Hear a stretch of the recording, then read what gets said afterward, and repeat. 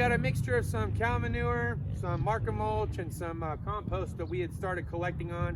And we're just basically filling the trough. We're only gonna be doing pumpkins in about this section, so just enough to come in, play with them, stuff like that. So it's a nice little nursery. That's what we're doing. Reagan's helping me because she's got her cute little gardening wheelbarrow here, and we're going back and forth between our compost barrel and the pumpkin patch. We're getting it ready. I'll be right there.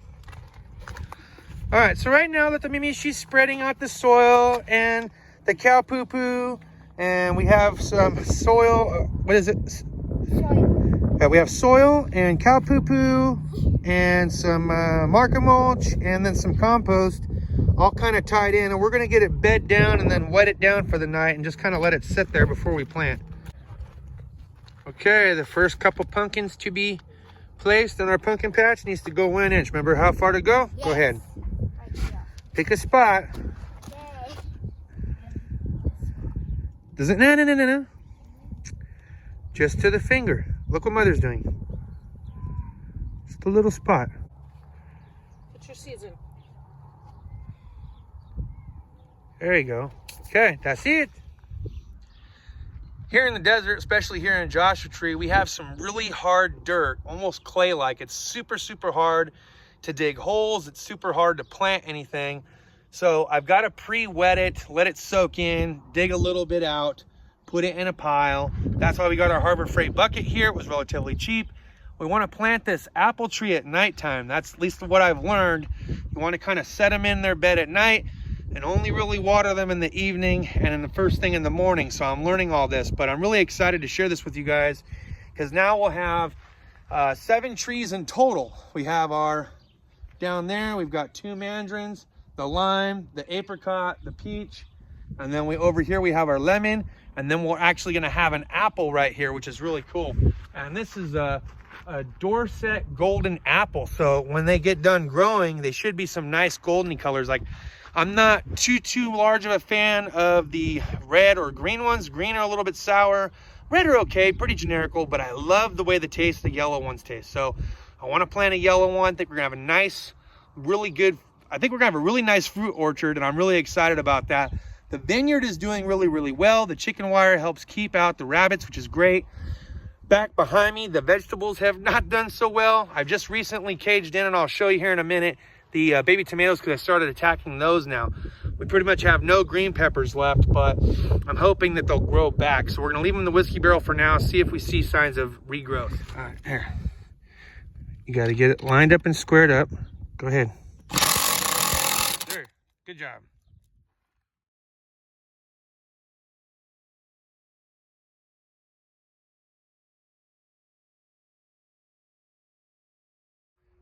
At any rate, that's my orchard, vineyard, farm tour.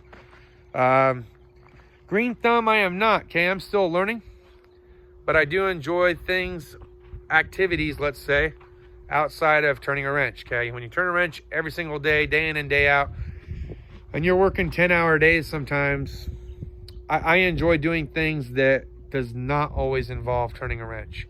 The older I get, the different things that I'm interested in, and this is one of those things that I'm interested in because it brings me a great sense of peace.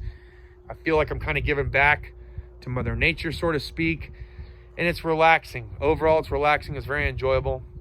I know I've had a handful of videos out here so far. As you guys have seen it, the garage is an absolute mess right now. I've been selling stuff off, kind of doing some spring cleaning, so I'm not prepared to do our daily mechanic vlog style stuff that I've been doing in the garage. I'm making some revisions. I did sell both the dirt bikes, so now we're just left with both the street bikes, and we've got some gardening equipment in there, and I'm trying to make preparations for the brooder because we're getting ready to get about a half a dozen ducks from a friend of mine, and they'll be babies, and we'll need to put them in the brooder. So I'm trying to clear a spot for them for that. So we got the chickens. They're doing great. We still got 7 of them, so that's good. So we got eggs now. We got some vegetables growing. We got the fruit orchard and the vineyard, and I'm just excited about the whole thing, man. And this is the kind of thing that I wanted to share with everybody.